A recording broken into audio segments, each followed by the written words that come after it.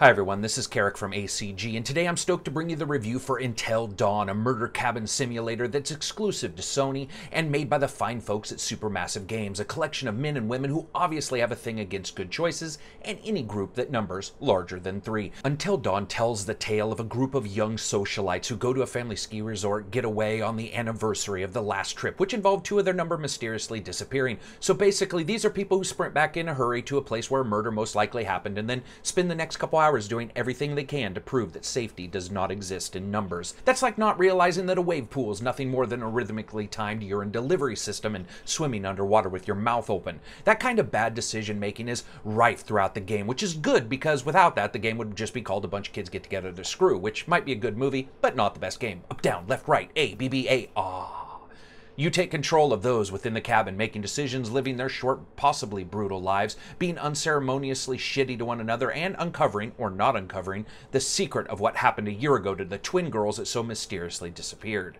So let's get to it. Buy, wait for sale, rent, never touch it is the rating scale, and as always, remember to subscribe if you like the video. So here's the review for Until Dawn. Magnetic towels, clown girl faces, bad partner choices, and Ward from Agents of S.H.I.E.L.D. pretending he's in his early 20s like a current-day Luke Perry so that he can get into pretty much everyone's pants. Gameplay is up first, as always. Until Dawn really does play like a mixture of Life is Strange, a Telltale game, and Resident Evil all mixed up into one, with that last one being solely related to camera angles, with a fair amount of success constantly bubbling to the surface despite a number of things that can go wrong during the gameplay. You take on the role of each of the 7 guests in the cabin no one should have ever gone back to, and proceed to uncover the lies, secrets, loves, hates, and petty jealousies of a group of teenagers whose worst choice they probably need to make in a day is how to best get their ass in a selfie. The first thing that happens is everyone gathers in the cabin, and then promptly splits up into incredibly small teams of 2 or 3 for easier killing. But for a couple hours before that, you turn things on. Yes, that's right. For a good amount of the game, you basically run around turning switches, adjusting knobs, carrying luggage, and trying your hardest to take a bath. I've honestly never seen or heard of a character desire to take a bath so much in my life. Half the game is one character consistently seeking to get into the enriching waters of what must be a fountain of youth because no one needs a soak as much as this chick.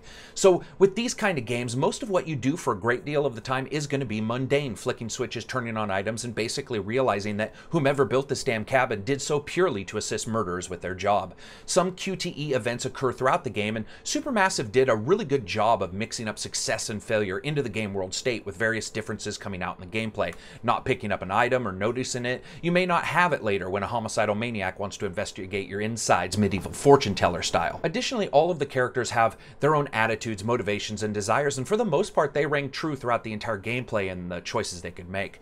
The game hinges on the butterfly effect, which they seem to think hasn't been done in prior games, which is basically just a page in the menu which tells you which choices you've made and lets you see where a replay of the game might pay off if you chose differently. It's really fairly rote stuff by now, and any fan of these kinds of games will understand that instantly. About halfway through the game, though, it actually really gets going, with a couple various mysteries and plots really picking up the action and keeping the player engaged. I just wish the first half had not been such a socialite simulator, because though it was probably needed, it will make replaying a complete drag unless you're a fan of digital butts, of which this game will most likely win the award Nicest Ass in 2015, ignoring of course the fact that no one brought snow gear to a cabin in the woods, in the snow, and instead decide that running around in yoga capris made sense. I would say all in all, the gameplay is actually fairly rote. It's typical Life is Strange Telltale style. Graphics are up next.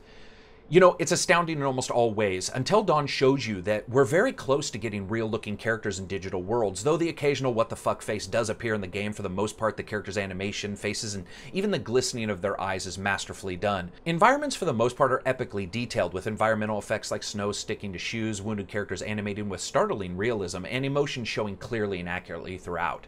That isn't to say everything's perfect. A couple of the environments are rife with low-resolution textures, and sadly they're in places that are boldly presented, issuing a stark reminder that you can't have everything. Blocky textures and some fairly boring environments bring down the title a notch, but that presentation is still incredibly apt at what it's doing, and a special kudo to Massive Games for their really good portrayal of forest creatures gone wrong. Many game designers seem lost when animating and texturing murderous animals, but Supermassive knocks it out of the park with excellent first shaders, animations, and overall portrayal of nature at its worst. The game does suffer from frame rate hits, especially when more than a couple characters get together. It can be a bit jarring, but it didn't lessen the fun I was having trying to get a generator to start. Lastly, the game's cameras can be a thing of wondrous stupidity, with walking into the background or foreground instantly making up down and down up, resulting in you chutter humping the environment like Spanish fly was handed out in the hot chocolate. It can get insanely frustrating as well, as some items in the game world have massive collision boxes, and when you're trying to simply walk down a flight of stairs, you realize that the developers want to funnel you through like a damn salmon up a breeding chute. I would say absolutely amazing graphics with a couple hitches environmentally, and with faces occasionally looking like someone decided to wear a doll head because they thought it would be funny. Sound, music, and voice. Damn it.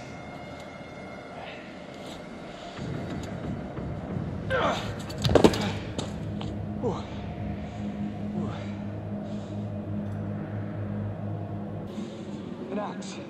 I feel better with an axe. You know, I'm lucky to be alive. No thanks to you.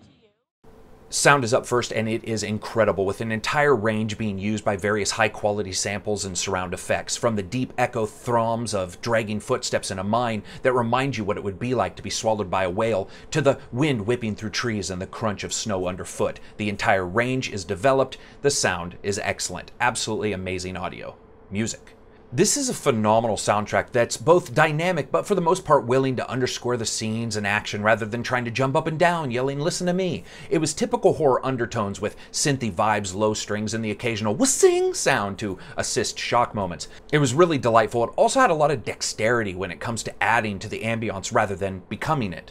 Voice. Now, understanding that this game is trying to mimic a B-movie, I have to say that the voices and the actors behind them were pretty much great, from the douchebag turned everyday man Mike, who just really wants to get laid, to the bitchy and yet surprisingly resourceful M, who made me want to punch a TV screen about half a dozen times, so I know that her acting was actually convincing. All the characters are fully fleshed out, and though you spend some time with one far more than almost all the rest, each is delightful to play for their various reasons. There's a hit and miss here and there. Where Jess and Em are excellently portrayed, Ashley can come across fairly rote and stunted in her delivery, and it was hard to make sense of what emotions she was portraying unless it was soiling your pants abject fear. It's like she was in pre-shock before she ever showed up at the cabin, resulting in a character that was difficult to get a hold on. Also, Peter Stormare as the delightfully, obviously incredibly sane and good-natured Dr. Alan Hill was fantastic, and as in-your-face as a game will allow without needing a college rape phone nearby. Fun factor. You know, listen, the first half is actually really boring, and whoever built the cabin hates guests because it's built like 3 miles away across a Donner Pass. Since socialites know a thing about skipping lunch to fit into their tight-fitting jeans, they probably won't eat each other on the way, but many times I was surprised at the lack of game logic within the title, with characters doing things that not only didn't make sense in a B-movie even, but just didn't really make sense at all. Close a door after being chased by a maniac, hey, let's talk gossip about other people in the group, and just relax in the room next door. Now, the second half lights it up with QTE events and the story unfolding, but Massive Games' choice to present this like a TV show with the requisite "last time on Until Dawn," the story turns into a complete mess, a jarry, unwielding thing that defies the developers' attempts at getting it under control at all times, jumping from small group to small group and then merging them only to have them say, hey, let's split up again, results in a narrative that feels written like it was supposed to be 2 games and not 1. It meanders, sometimes returns to form only to laugh maniacally at your happiness, then shit itself and run off headlong into narrative oblivion again. Also, some characters just seem to get more love by a gargantuan amount. It's like Bad Parent Day, where some of the kids are ignored and one is showered with love. Mike, the man searching for a boner relief through the first half of the game, becomes a full-fledged do-it-whatever-it-takes kind of man and grew on me not only because of the excellent acting, but the direction his gameplay and story went, where someone like M seemed lost, as if the developers didn't even know what to do with her, and the whole character just seemed like a walking plot device. And that did impact the fun factor rather dramatically, even assuming and understanding this was supposed to be a B game or a B movie. The game took me less than 7 hours, with the first half being turn the generator knob simulator, and the last half pretending as if the first half made sense. It just felt jumbled, but unique. Like the best parts of a bowl of ice cream where that last little bit tastes so delicious, the parts prior just weren't that fun. I would say it was okay when it comes to fun factor.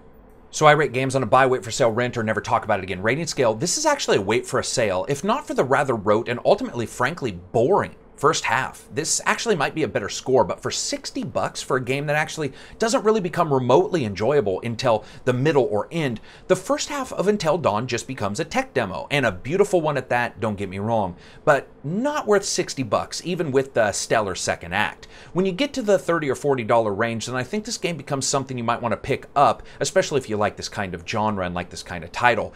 And though you could replay it, you would have to meander through the mud of the first half, which also really hurts it. And as a person who replays games over and over, Until Dawn will not be replayed by me. So that's it for me. I hope you liked the review. If you did, hit thumbs up. If you didn't, hit thumbs down. Leave a comment in the YouTube channel. And as always, everybody, peace out and enjoy, well, your weekend, even though technically it's only Thursday.